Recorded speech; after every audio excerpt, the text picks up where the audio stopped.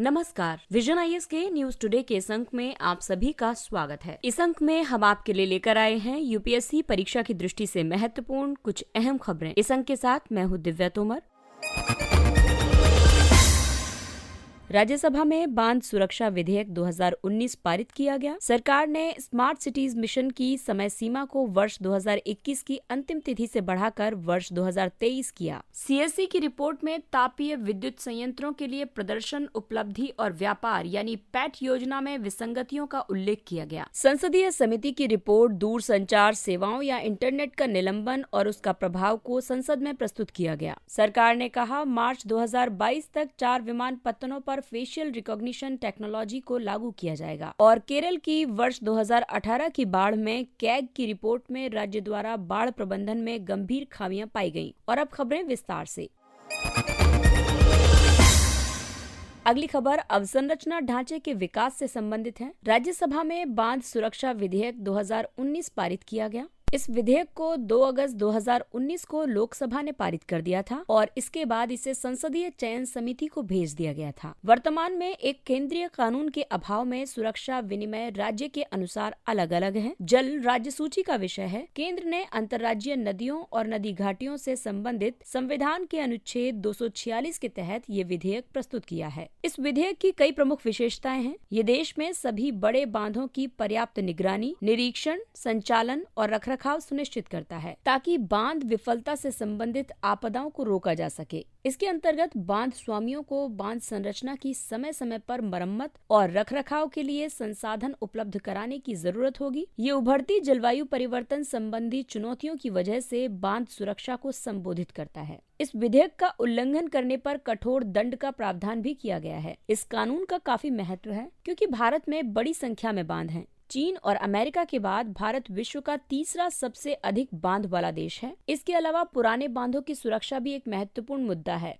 भारत के बड़े बांधों में से 80% पहले से ही 25 वर्ष से ज्यादा पुराने हैं। इसीलिए बांध से संबंधित संपत्तियों का पुराना होना गंभीर चिंता का विषय है। साथ ही महत्वपूर्ण भौतिक बुनियादी ढांचे में व्यापक सार्वजनिक निवेश को संरक्षित करने के लिए भी ये जरूरी है। इस विधेयक के तहत बांध सुरक्षा के लिए संस्थागत तंत्रों का प्रावधान भी किया गया है। समान बांध सुरक्षा नीतियों, प्रोटोकॉल और प्रक्रियाओं को विकसित करने में मदद करने के लिए केंद्रीय जल आयोग के अध्यक्ष की अध्यक्षता में राष्ट्रीय बांध सुरक्षा समिति का प्रावधान है। इसके अलावा बांध सुरक्षा नीतियों और मानकों के राष्ट्रव्यापी कार्यान्वयन को सुनिश्चित करने के लिए एक विनियामक निकाय के रूप में राष्ट्रीय बांध सुरक्षा प्राधिकरण की भी व्यवस्था है और राज्य स्तर पर राज्य बांध सुरक्षा समितियों और राज्य बांध सुरक्षा संगठनों की स्थापना की जाएगी।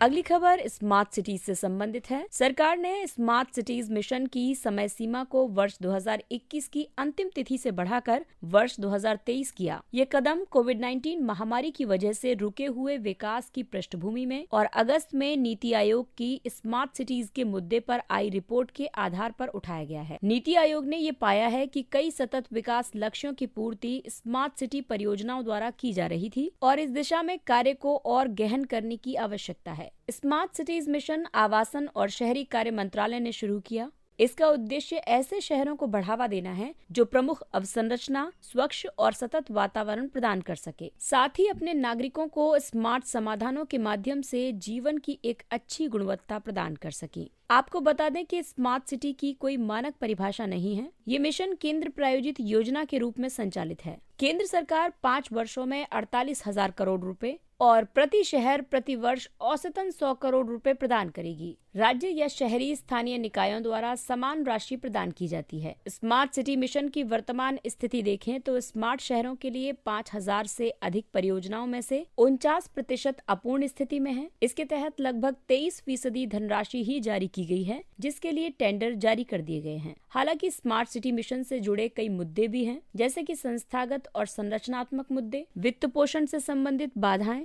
कम कर्मचारी और अकुशल श्रम बल, नागरिक भागीदारी का अभाव। आपको बता दें कि स्मार्ट सिटीज की अवधारणा 6 मूल सिद्धांतों पर कार्य करती है। इसके मूल में समुदाय है, यानी कि कम्युनिटी एट द कोर, यानी कि योजना और योजना के कार्यान्वयन दोनों में ही समुदाय को मूल में रखा गया है। दूसरा सिद्धांत है कम से अधिक प्राप्त करना, यानी कि मोर फ्रॉम लेस, यानी कि कम संसाधनों के उपयोग के साथ अधिक से अधिक परिणाम प्राप्त करने की क्षमता विकसित करना। तीसरा सिद्धांत है सहकारी और प्रतिस्पर्धी संघवाद, यानी कि कोऑपरेटिव एंड कॉम्पिटिटिव फेडरलिज्म। इस सिद्धांत में प्रतियोगिता के माध्यम से शहरों का चयन किया जाएगा और परियोजनाओं को लागू करने में लचीलापन लाया जाएगा। चौथा सिद्धांत है एकीकरण, नवाचार और स्थिरता, यानी इंटीग्रेशन, इनोवेशन एंड सस्टेनेबिलिटी। इसमें नवाचार के तरीके विकसित किए जाएंगे और एकीकृत और टिकाऊ समाधानों पर बल दिया जाएगा। पांचवा सिद्धांत है लक्ष्य की बजाय साधन के रूप में प्रौद्योगिकी, यानी कि technology as means not the गोल,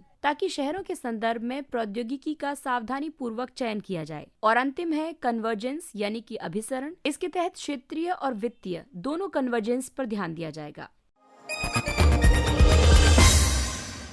अगली खबर ऊर्जा क्षेत्र से। सीएससी की रिपोर्ट में तापीय विद्युत संयंत्रों के लिए प्रदर्शन, उपलब्धि और व्यापार यानी पैट योजना में विसंगतियों का उल्लेख किया गया।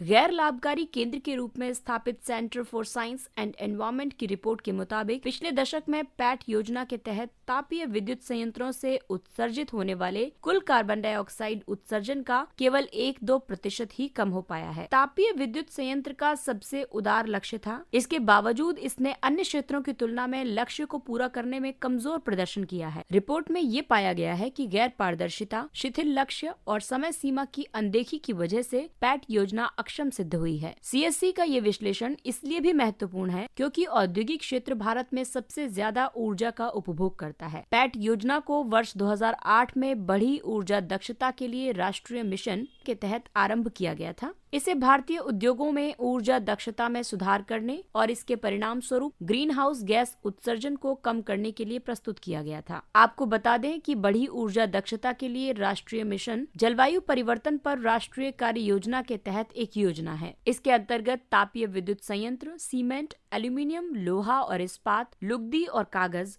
उर्वरक, पेट्रोलियम रिफाइनरियों आदि सहित 13 ऊर्जा गहन क्षेत्रों को शामिल किया गया है। इसके तहत सरकार उद्योगों को शॉर्टलिस्ट करती है और ऊर्जा की उस मात्रा को प्रतिबंधित या सीमित करती है जिसका वे उपभोग कर सकते हैं। साथ ही 3 वर्ष की समय सीमा को परिभाषित किया जाता है। इसे एक पैट चक्र कहते हैं। इस समयावधि में प्रतिबंध को पूरा किया जाना चाहिए। इसमें जो उद्योग अपने लक्ष्यों को प्राप्त करते हैं उन्हें ऊर्जा बचत प्रमाण पत्र जारी किए जाते हैं। ये प्रमाण पत्र उन उद्योगों के साथ व्यापार करने के योग्य होते हैं जिन्होंने अपने लक्ष्य हासिल नहीं किए हैं। संसदीय समिति की रिपोर्ट दूरसंचार सेवाओं या इंटरनेट का निलंबन और उसका प्रभाव को संसद में प्रस्तुत किया गया। आमतौर पर सरकार के आदेश पर एक सीमित क्षेत्र में इंटरनेट सेवाओं को एक निश्चित समय के लिए जानबूझकर निलंबित किया जाता है। इससे पहले कई जिलाधिकारियों द्वारा दंड प्रक्रिया संहिता 1973 की धारा 144 में उल्लिखित शक्तियों को लागू करके इंटरनेट शटडाउन किया जाता था। हालांकि दूरसंचार अस्थायी सेवा निलंबन, लोक आपात और लोक सुरक्षा नियम 2017 भी लागू किए गए थे। इन नियमों के बावजूद अभी भी धारा 144 का उपयोग किया जाता है। ऑपरेटरों पर इंटरनेट शटडाउन का काफी बुरा प्रभाव पड़ता है। दूरसंचार ऑपरेटरों को प्रति सर्किल क्षेत्र में प्रति घंटे 2,45,00,000 रुपए का नुकसान होता है। भारत को वर्ष 2020 में इंटरनेट बंद होने से $2.8 बिलियन का नुकसान हुआ। इसके अलावा ये लोगों के जीवन और स्वतंत्रता को भी प्रभावित करता है। इंटरनेट शटडाउन पर संसदीय समिति की प्रमुख सिफारिशें ये हैं कि दूरसंचार या इंटरनेट शटडाउन के औचित्य पर निर्णय लेने के लिए एक उचित तंत्र स्थापित किया जाना चाहिए। संपूर्ण रूप से इंटरनेट पर प्रतिबंध लगाने की बजाय ओवर द टॉप सेवाओं जैसे कि फेसबुक, व्हाट्सएप आदि पर चयनित रूप से प्रतिबंध लगाना चाहिए। देश में सभी इंटरनेट शटडाउन आदेशों का एक केंद्रीकृत डेटाबेस रखा जाना चाहिए। इसके अलावा सुदृढ़ निगरानी तंत्र स्थापित किया जाना चाहिए ताकि राज्य या संघ राज्य क्षेत्रों को अपने क्षेत्र में इंटरनेट बंद करने के लिए सीआरपीसी की धारा 144 का उपयोग नहीं करना पड़े। अगली खबर एफआरटी से संबंधित है। सरकार ने कहा है कि वर्ष 2022 तक 4 विमानपत्तनों पर फेशियल रिकॉग्निशन टेक्नोलॉजी को लागू किया जाएगा। डीजी यात्रा के कार्यान्वयन के पहले चरण के हिस्से के रूप में भारतीय विमानपत्तन प्राधिकरण FRT आधारित बायोमेट्रिक बोर्डिंग सिस्टम की एक परियोजना पर कार्य कर रहा है। DG यात्रा नीति कागज रहित हवाई यात्रा और विमानपत्तन में प्रवेश करने से विमान में सवार होने तक की निर्बाध यात्रा को बढ़ावा देने पर लक्षित है। आइए अब जानते हैं कि FRT के तहत आपका चेहरा कैसे पहचाना जाता है। दरअसल फेशियल रिकॉग्निशन टेक्नोलॉजी के द्वारा चेहरे के अलग अलग वक्रों को सूक्ष्म पैमाने पर मापा जाता है। इसमें व्यक्ति के चेहरे के चिन्हकों यानी सिग्नेचर्स को चेहरे के अन्य चिन्हकों से मिलाया जाता है। इन विशेषताओं को अलग अलग विशेषताओं का प्रतिनिधित्व करने के लिए एक विशिष्ट कोड में अनुवादित किया जाता है, क्योंकि किसी भी व्यक्ति का चेहरा 80 विशिष्ट विशेषताओं से बना होता है। फेशियल रिकॉग्निशन किसी व्यक्ति के चेहरे के माध्यम से उसकी पहचान की पुष्टि करने या सत्यापित करने की प्रक्रिया है। ये आर्टिफिशियल इंटेलिजेंस से जुड़ी कई प्रक्रियाओं और तकनीकों पर निर्भर करता है। इसमें व्यक्ति के चेहरे के विवरण के आधार पर पैटर्न को ग्रहण किया जाता है, उसका विश्लेषण किया जाता है। इसमें फेस डिटेक्शन, फेस कैप्चर और फेस मैच शामिल हो सकते हैं। इसमें भीड़ पर जनसांख्यिकीय डेटा एकत्र करने की भी क्षमता होती है। FRT के अनुप्रयोग और लाभों की बात करें तो ये अपराध की जांच को सुगम बनाता है तथा सरल और तीव्र विश्लेषण के लिए जानकारी प्रदान करता है। यह अपराधियों, लापता बच्चों या व्यक्तियों या अज्ञात शवों की पहचान करता है। इसके अलावा बायोमेट्रिक उपस्थिति या प्रमाणीकरण में भी FRT लाभदायक है। हालांकि FRT तकनीक से जुड़ी कई चिंताएं भी मौजूद हैं, जैसे कि व्यक्तिगत और सामाजिक गोपनीयता के लिए ये तकनीक खतरा है। फेशियल रिकॉग्निशन डेटा की सुरक्षा और संभावित पहचान संबंधी धोखाधड़ी का खतरा है। इसके अलावा मिथ्या सकारात्मक यानी फॉल्स पॉजिटिव्स की स्थिति में निहित खतरों के कारण निर्दोष लोगों पर आरोप लगाया जा सकता है। हाल ही में सरकार ने NCRB द्वारा विकसित किए जा रहे national automated facial recognition system के कार्यान्वयन को भी मंजूरी दी है। अगली खबर बाढ़ आपदा से संबंधित है। केरल की वर्ष 2018 की बाढ़ को लेकर के कैग की रिपोर्ट में राज्य द्वारा बाढ़ प्रबंधन में गंभीर खामियां दर्शाई गई हैं। नियंत्रक और महालेखा परीक्षक कैग की एक रिपोर्ट ने वर्ष 2018 में केरल में आई विशाल बाढ़ के लिए केरल सरकार की ओर से खराब अनुक्रिया को जिम्मेदार ठहराया है। रिपोर्ट में योजना, क्षमता निर्माण, बाढ़ पूर्वानुमान और बांध प्रबंधन में गंभीर चूक की ओर संकेत किया गया है। जैसे कि केंद्र सरकार के विभागों में भारत मौसम विज्ञान विभाग, सेना, रेलवे, राष्ट्रीय आपदा प्रबंधन प्राधिकरण, राष्ट्रीय आपदा प्रबंधन संस्थान, राष्ट्रीय आपदा मोचन बल और नागरिक सुरक्षा। वहीं राज्य सरकार के लाइन विभाग जैसे कि सार्वजनिक परिवहन विभाग, विद्युत विभाग, यातायात पुलिस, पुलिस आयुक्तालय, PWD सड़क और पुल, PWD भवन, खाद्य और नागरिक आपूर्ति, सिंचाई और खाद्य नियंत्रण विभाग तथा जिला कलेक्ट्रेट, जिला प्रशासन, नगर निगम के तहत स्वास्थ्य विभाग, स्वच्छता विभाग, जलापूर्ति विभाग, शिक्षा विभाग और अग्निशमन विभाग। इसके अलावा इमरजेंसी सपोर्ट फंक्शन यानी कि आपातकालीन सहायता कार्य जैसे कि संचार, लोक सुरक्षा और कानून व्यवस्था, अग्निशमन खोज और बचाव, परिवहन, सार्वजनिक स्वास्थ्य एवं स्वच्छता, संसाधन प्रबंधन, सूचना प्रबंधन, लोक देखभाल, आवास और मानव सेवा, राहत आवश्यक आपूर्ति, ऊर्जा प्रबंधन, लोक निर्माण और बुनियादी ढांचा, तेल और खतरनाक सामग्री, ये सभी आपातकालीन 12 सहायता कार्य हैं जिन्हें समन्वित शहरी बाढ़ प्रबंधन के लिए जिम्मेदार ठहराया जाता है। यानी कि कैग की रिपोर्ट में ये कहा गया है कि इमरजेंसी ऑपरेशन सेंटर से केंद्र सरकार के कई विभाग, राज्य सरकार के विभाग, जिला प्रशासन, नगरीय निकाय और 12 इमरजेंसी सपोर्ट फंक्शंस, इनका पर्याप्त फीडबैक नहीं मिला और इनके बीच में समन्वय की कमी रही, जिसकी वजह से केरल ने गंभीर बाढ़ के खतरे को उठाया। केरल के बाढ़कृत मैदानों की अभी तक पहचान नहीं की गई है और न ही वहां मानव गतिविधियों को प्रतिबंधित किया गया है। केरल में बड़े पैमाने पर बाढ़ के खतरे का कोई मानचित्र उपलब्ध नहीं था। केरल राज्य जल नीति 2008 में प्रभावी बाढ़ नियंत्रण और बाढ़ प्रबंधन के प्रावधानों का अभाव है। राज्य आपातकालीन संचालन केंद्र के पास वास्तविक समय के आंकड़े उपलब्ध नहीं हैं। इस वजह से इसके प्रभावी कामकाज में काफी अवरोध उत्पन्न होता है। शहरी बाढ़ को अकस्मात अत्यधिक वर्षा, किसी नदी या झील के अत्यधिक प्रवाह, हिम के पिघलने या एक साधारण उच्च ज्वार से आने वाली जल की एक बड़ी मात्रा द्वारा आमतौर पर शुष्क क्षेत्र के जलमग्न होने के रूप में परिभाषित किया जाता है। शहरी बाढ़ के खतरे को रोकने के लिए कई कदम उठाए जा सकते हैं, जैसे कि जल संवेदनशील शहरी डिजाइन और योजना निर्माण तकनीक, समुदायों के लचीलेपन और बुनियादी ढांचे की अनुकूली क्षमता को बढ़ाना, बाढ़ शमन योजनाओं को शहर की समग्र भूमि उपयोग नीति और मास्टर प्लानिंग के भीतर दृढ़ता से शामिल करना। इसके अलावा समन्वित शहरी बाढ़ प्रबंधन को अपनाना। आइए बात करते हैं कुछ अन्य महत्वपूर्ण सुर्खियों की। केंद्र गैर सामरिक क्षेत्रों के लिए निजीकरण की प्रक्रिया में बदलाव के लिए तैयार है। आत्मनिर्भर भारत के लिए नई सार्वजनिक क्षेत्र के उद्यम नीति के अनुसार स्टील, पर्यटन, शहरी विकास और स्वास्थ्य सेवा जैसे गैर सामरिक क्षेत्रों की कंपनियों के लिए जहां भी संभव हो निजीकरण के लिए विचार किया जाएगा या फिर उन्हें बंद कर दिया जाएगा। केंद्रीय बजट 2021-22 में घोषित नई सार्वजनिक क्षेत्र के उपक्रम निजीकरण नीति पीएससी को सामरिक और गैर सामरिक में विभाजित करती है। सामरिक क्षेत्र में परमाणु ऊर्जा, अंतरिक्ष और रक्षा, परिवहन और दूरसंचार, विद्युत, पेट्रोलियम, कोयला और अन्य खनिज, बैंकिंग और बीमा और वित्तीय सेवाएं शामिल हैं।